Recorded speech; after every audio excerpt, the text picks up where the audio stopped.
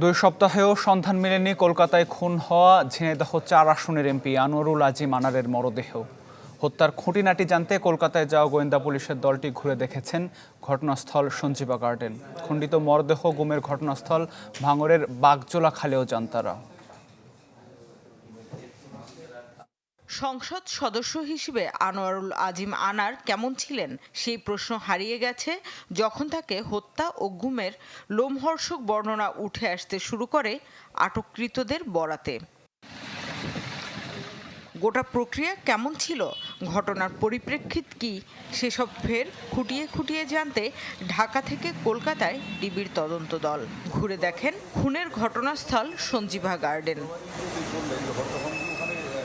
সে সময় তাদের সাথে নেওয়া হয় এই ঘটনায় জড়িত সন্দেহে গ্রেপ্তার ওয়ালটন ফ্রিজ কিনে অনেকের মতো আপনিও হয়ে যেতে পারেন মিলেনিয়াল। সেরা পণ্যের সেরা অফার। জিহাদ হাওলাদার ওরফে কসাই জিহাদকে পিওতে এসে আমরা তাকে যে রুমে রাখা হয়েছিল, যে রুমে হত্যাকাণ্ড সংঘটিত হয়েছিল, সেই জায়গায় আমরা ভিজিট করেছি। আমরা আসলে এটা এমন একটি ঘটনা যা আমরা একজন পুলিশ অফিসার হিসেবে এটা আসলে মেনে নিতে পারছি না।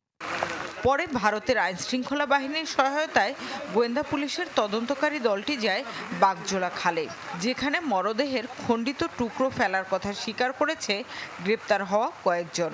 একটা সভ্য সমাজে এরকম কোনো অপরাধ হতে পারে না, যে একটা নিষ্ঠুর, নির্মমভাবে, নৃশংসভাবে, বর্বরোচিত কায়দায় আমাদের যে প্রাণবন্ত জীবন্ত সংসদ এখানে ছিল, তাকে হত্যা করে তার লাশটাকে দেহ থেকে আলাদা করে টুকরো টুকরো করে তাদের যে ঠান্ডা মাথায় পরিকল্পনামাফিক একটা গুম করা হবে।